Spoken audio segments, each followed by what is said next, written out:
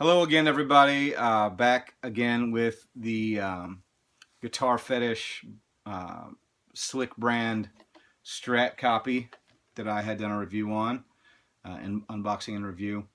Back again with that same body, same everything on the body, but with a Warmoth Fender licensed neck. And this particular one is the Fatback, and it is pretty fat, I gotta say. So primarily I just wanted to show you guys that this slick body, which I think is the same thing as their XGP, I believe, brand of bodies that they sell individually, will fit just fine with a real Fender licensed neck. So I may change out pickups to AVRI 62s, but I did drop these from the last review. I dropped them down pretty low, probably about as low as they'll go into the body, and in my opinion, they sound better for what I do. Just a lot more detail from the amp, character, I guess. But again, mileage may vary.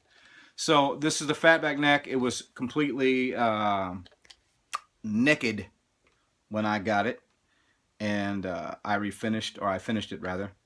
I did trans tint dye, and I did this to match my 52 neck, which I don't have in here, 52 tele neck, and it's pretty close. Trans tint, I used it before. It's great. It'll dissolve in either water or alcohol. This was sanded so well that I didn't want to have to raise the grain and sand it back again, so I used alcohol. I think the downside to that is if you look super close, which you may not be able to see, you can see a little bit. You get a little more grain, a little more dye in the grain showing up. I don't care. I think it looks great. This is True Oil on top of that. There's about 3 or 4 coats of True Oil. I don't like very much.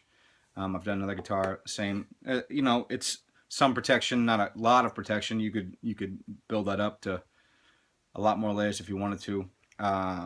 Fender vintage tuners on this guy. The nut was installed by Warmoth. It's one of the I don't remember what it is, but the synthetic. The headstock, I did the Fender decal and 60s, since this kind of what I was going for visually. It's not like that at all. Playing wise, the fat neck, which they were thin by then, and this is a compound radius fretboard, which obviously didn't exist. You may have seen when it hit the light the right way, there's quite a bit of orange peel. So the face of this is all the same things: the trans tint plus the True Oil. Then I laid down the water slide decals, and then I taped everything off, and I did nitro with aerosol, and I screwed it up royally because I didn't know how the spray can was supposed to work. I just used the Minwax, which I know there's some debate as to whether it's nitro or not, but they say that it is. When questioned directly, they responded that it was. So anyway, I thought the can, there's a tip on the sprayer nozzle. I thought it was just a tip to be removed. Apparently it's not. That's what gives you the fine mist. Had I done that, this probably would have been fine. As it is, big pitting, kind of orange peel, still glossy, and under most lighting conditions you can see that it looks great. But if you get a direct light on there, you'll see the pitting. At some point I may fix it, I may not.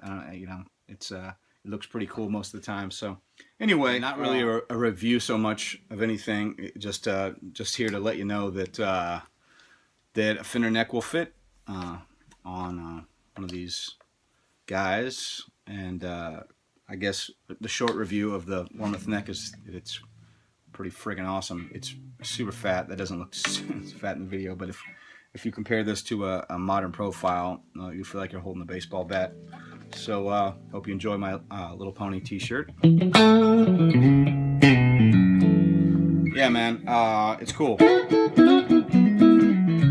Just camera audio, obviously. 65 deluxe reverb reissue. I kept the shim in the neck. That's just kind of a bit of a preference for me. Although the whole thing is a slightly different height. coming off of the out of the pocket.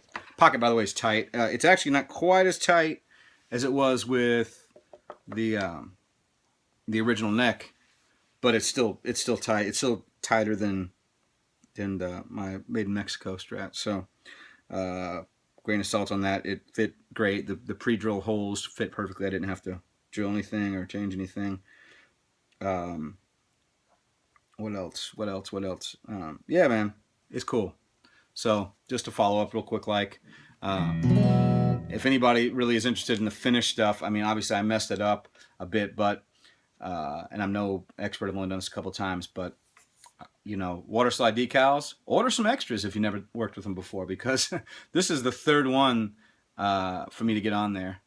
And they're a little tricky if you've never worked with them before. So order extras. They're pretty cheap.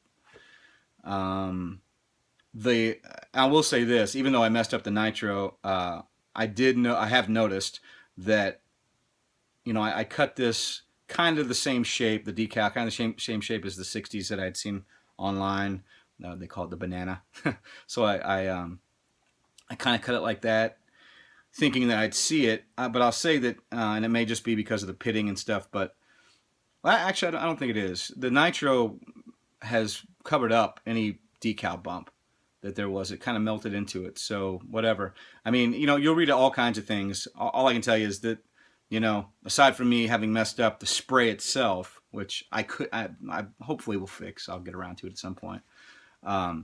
This is just from Lowe's, just the Minwax Lacquer, Aerosol Lacquer Glossy. That's what this is called.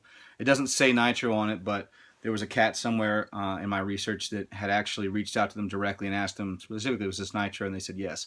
Somebody else said they had looked it up because they have to post the ingredients or some such thing, and they said it wasn't. I don't know. I kind of trust their word more than this guy's research, but who knows? All I can tell you is that stuff goes on fine over True Oil. I actually bought a bottle of shellac too, but I didn't use it or anything. So anyway, it's a lot to say, not much. So this neck fits great into this body. And be careful if you never sprayed nitro before. You should probably do it on something that didn't cost $200. Yeah. But again, these guitars, and I'll go back to what I said in the first video. The guitar out of the box, after a setup, I should say, felt great. It really did. The neck is a great neck that came with this body with the slick neck. I didn't like the headstock design. I don't prefer a slim profile neck across this way. So, you know, you might like the headstock. You could probably sand the headstock down if you didn't like the logo. I don't really know. Maybe I'll do something with that neck. Maybe I won't. But it's solid. It's a totally solid neck for $220 for the whole guitar. It's kind of ridiculous. I paid over $200 for this neck to ship from Warmoth, and then, you know, by the time you add in the tuners and the finishing materials, I mean, probably close to $300. So the neck cost far more than the whole guitar did, and, you know, has made it better for me because I prefer a fat neck, but that's about it, man. So good luck. Happy building.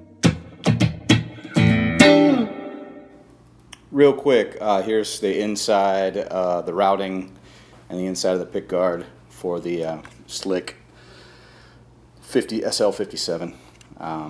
Pushback wire on the pickups, not so much on the pots and whatnot, but all in all, put together pretty well. No shielding inside, aside from that little bit.